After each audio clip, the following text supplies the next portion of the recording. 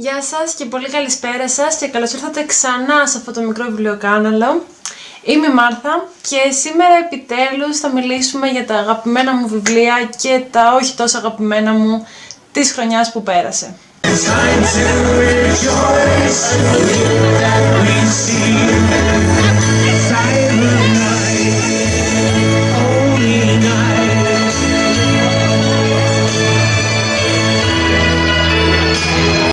Όπως βλέπετε είμαι στο παλιό background, έχω έρθει στην Ελλάδα για μερικές μέρες τώρα τις γιορτές και αυτό βόλεψε πάρα πολύ, η αλήθεια είναι, γιατί εδώ έχω όλα τα βιβλία μου, οπότε θα μπορούσα να σας δείξω και τα περισσότερα από αυτά για τα οποία θα μιλήσουμε σήμερα. Η αλήθεια είναι ότι φέτος διάβασα πολύ περισσότερα βιβλία από όσο περίμενα. Είχα βάλει στόχο 21 βιβλία, εμπνεόμενη από την Μάγδα, η οποία βάζει κάθε χρόνο στόχο τα 2 τελευταία νούμερα της κάθε χρονιάς και εγώ είχα βάλει λοιπόν το 21.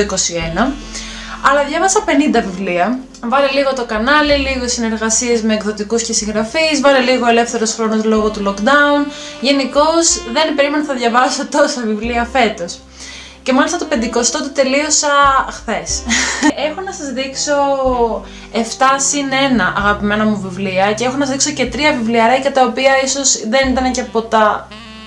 δεν μου άρεσαν καθόλου, τέλος πάντων, με κάθε σεβασμό και στους δημιουργούς τους και στο περιεχόμενό τους, τέλος πάντων δεν ήταν τα αγαπημένα μου. Και σκέφτομαι βασικά να ξεκινήσω από αυτά για να μιλήσουμε μετά για τα αγαπημένα, έτσι να υπάρχει λίγη αγωνία. 3 όχι τόσο αγαπημένα μου βιβλία ήταν αρχικά του Γιάννης Λάπιντους, η πρώτη μούρη, το οποίο ουσιαστικά δεν σας είχα μιλήσει ποτέ γι' αυτό γιατί δεν το τελείωσα ποτέ.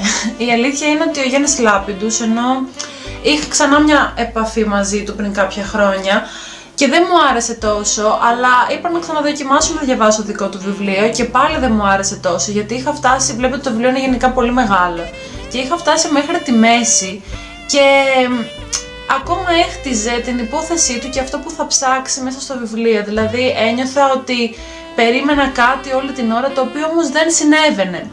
Και επειδή το περιεχόμενο του είναι λίγο πιο δικηγορικο-νομικό, δεν μου έδινε πολύ ενδιαφέρον. Δηλαδή δεν ξέρω, μία έλεγε ναρκωτικά, μία για κακοποίηση, μία για παράνομη πορνογραφία και τέτοιου είδους θεματολογία είχε το βιβλίο.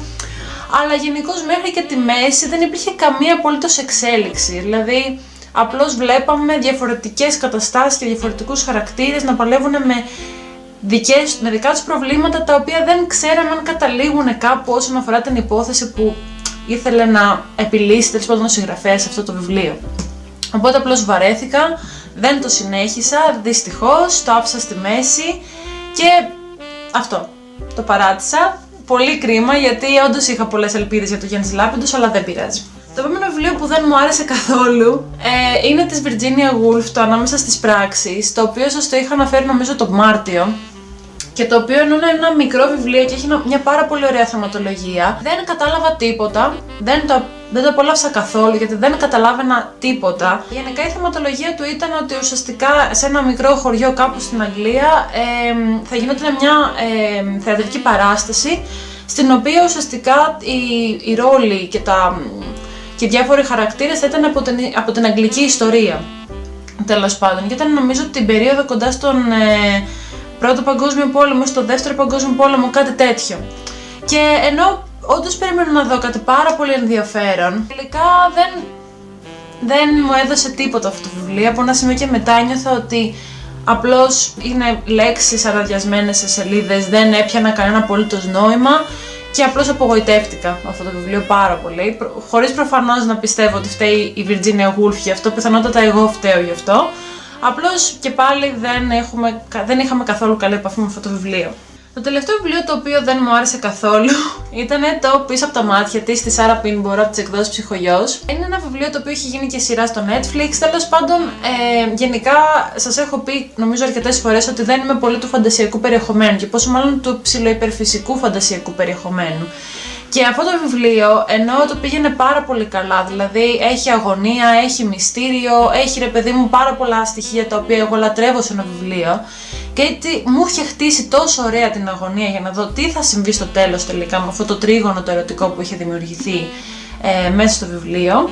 Μου σκάει ξαφνικά το υπερφυσικό περιεχόμενο και αυτό ήτανε. Χάσαμε κάθε επαφή με το βιβλίο, με απογοήτευσε πάρα πολύ δυστυχώς. Δεν είναι του γούστου μου καθόλου. Παρ' όλα αυτά θεωρώ ότι είναι ξεκάθαρα δικό μου πρόβλημα, γιατί αυτό το βιβλίο το είχα δώσει και giveaway και η κοπέλα η οποία το είχε κερδίσει μου έχει πει ότι της άρεσε πάρα πολύ. Οπότε ξεκάθαρα προσωπική άποψη, απλά αυτό το βιβλίο εμένα δεν μου άρεσε καθόλου. Λοιπόν, τώρα πάμε στα καλά, πάμε στα πολύ καλά βιβλία που διάβασα φέτος, τα οποία ευτυχώς ήταν πάρα πολλά τα καλά βιβλία που διάβασα φέτος και δυσκολεύτηκα αρκετά να επιλέξω τα full αγαπημένα μου. Να τονίσω φυσικά ότι τα περισσότερα από αυτά τα βιβλία δεν βγήκαν το 2021, δεν είναι κυκλοφορίες του 2021, είναι απλώς τα βιβλία που διάβασα εγώ το 2021 και είναι ξεκάθαρα τα αγαπημένα μου γιατί ήταν μέσα στα δικά μου γούστα και γενικώς ήταν τα δικά μου προσωπικά αγαπημένα. Δεν σημαίνει ότι πρέπει να είναι αγαπημένα και για εσάς ή γενικώς ότι θεωρούνται τα αριστουργήματα της λογοτεχνίας. Θα το πάρω ανάποδα, τύπου από το 7ο προς το πρώτο βιβλίο. Το βιβλίο που είχα διαβάσει από τα πρώτα μες στη χρονιά ήταν το τραγούδι του Hillbilly. Του Hillbilly νομίζω είναι, από τις εκδόσεις Δώμα, του James David Vance. Είναι αυτό το βιβλιαράκι με αυτό το υπέροχο εξώφυλλο. Έχει να κάνει ουσιαστικά με το πώς ο συγγραφέας κατάφερε, ενώ ζούσε στις μεσοδυτικές πολιτείες της Αμερικής, οι οποίες ονομάζονται και ζώνη της σκουριάς, πώς κατάφερε από αυτές τις περιοχές όπου οι κοινωνικές τάξεις είναι αρκετά χαμηλές και η ποιότητα ζωής δεν είναι και τόσο καλή, να φτάσει να σπουδάζει νομική στο πανεπιστήμιο της περιοχής του και γενικώς να γίνεται ένας επιτυχημένος επαγγελματίας. Ακούγεται πολύ κλισέ νομίζω το όλο περιεχόμενο, αλλά δεν είναι καθόλου. Δηλαδή, αυτό το βιβλίο ήταν το πρώτο το οποίο δεν μπορούσα να το αφήσω από τα χέρια μου. Θυμάμαι ότι τον Ιανουάριο πέρυσι, όπου και αν πήγαινα μέσα στο σπίτι, το κρατούσα στα χέρια μου. Μου άρεσε πάρα πολύ η γραφή του βιβλίου, του συγγραφέα, μου άρεσε τόσο πολύ η πλοκή, μου άρεσαν όλα πάρα πολύ και το είχα λατρέψει αυτό το βιβλίο, οπότε πραγματικά είναι από τα αγαπημένα μου, παρόλο που δεν ξέρω αν θα το ξαναδιάβαζα, αλλά σίγουρα είναι από τα βιβλία που δεν μπορούσα να ξεκολλήσω από πάνω τους. Το έκτο βιβλίο είναι το Jack του Δημοσθένη Παπαμάρκου από τις εκδόσεις Αντίποδες. Βέβαια νομίζω τώρα κυκλοφορεί περισσότερο από τις εκδόσεις Πατάκη, αν δεν κάνω λάθος. Είναι διηγήματα, είναι γραμμένα σε μια περίεργη γλώσσα, τα οποία νομίζω είναι αρβανίτικα. Είναι ένα βιβλίο το οποίο με άγγιξε πάρα πολύ, είναι πολύ μικρό, αλλά παρόλα αυτά έχει να σου δώσει τόσο απίστευτα μηνύματα και τόσο ανατριχύλα που εγώ δεν το περίμενα. Θα σας διαβάσω το πιστόφυλλο γιατί είναι πολύ μικρό και νομίζω περιγράφει ακριβώς αυτό που συμβαίνει σε αυτό το βιβλίο. Οι ήρωες αυτών των διηγημάτων, στρατιώτες που πολέμησαν στη Μικρασιατική εκστρατεία, έρχονται αντιμέτωποι με τους ρόλους που τους επιβάλλουν οι παραδοσιακοί κανόνες και το βίωμα του πολέμου. Συγκρούονται, υποτάσσονται, ζουν, εν κρυπτό ή φεύγουν. Το Jack είναι το αίμα, ο γενικός δεσμός και ο νόμος του αίματος που σκιάζει τις ζωές τους. Με έναν τραχή προφορικό λόγο, οι ιστορίες τους αφηγούνται την απώλεια προσανατολισμού, την αδυναμία τους να συμβιβάσουν τους κώδικες της παράδοσης με τα συναισθήματα και τη συνείδησή τους. Υπέροχο βιβλιαράκι, θυμάμαι το είχα βάλει 5 στα 5, άψογο. Το πέμπτο βιβλίο λοιπόν είναι της Αγκάθα Κρίστη. Το και δεν έμεινε κανένας, από τις εκδόσεις Ψυχογιός. Ένα βιβλίο το οποίο νομίζω ότι οι περισσότεροι φέτος το έχουν αναφέρει στα βίντεο με τα αγαπημένα τους του 2021, γιατί πρόκειται για ένα βιβλίο το οποίο πρέπει να διαβάσουν όλοι. Είναι από τα καλύτερα αστυνομικά που έχω διαβάσει ποτέ. Γενικά το λάτρεψα, μου άρεσε πάρα πολύ. Πολύ πρωτότυπη ιστορία, δεν βρήκα ποτέ το δολοφόνο προφανώς. Είναι όλο πάρα πολύ ευφυές. Και ψηφίστηκε μάλιστα και το καλύτερο βιβλίο της Αγκάθα Κρίστη το 2015.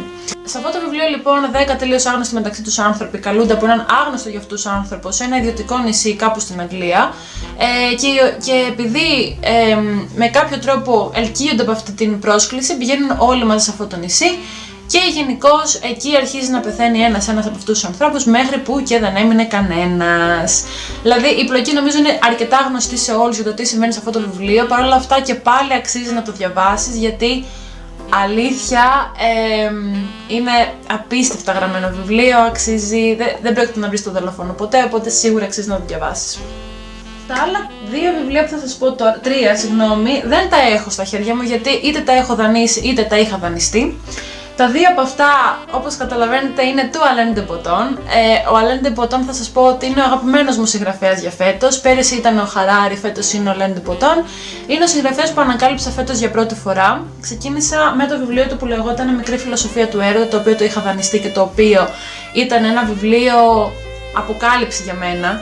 Δεν περίμενα να μ' αγγίξει τόσο ένα βιβλίο, να ταυτιστώ τόσο με ένα βιβλίο και να ταυτιστώ τόσο με τη γραφή ενός συγγραφέα. Αυτό δεν το περίμενα καθόλου να μου συμβεί φέτος και νιώθω πολύ τυχερή που μου συνέβη με τον Alain de Botton.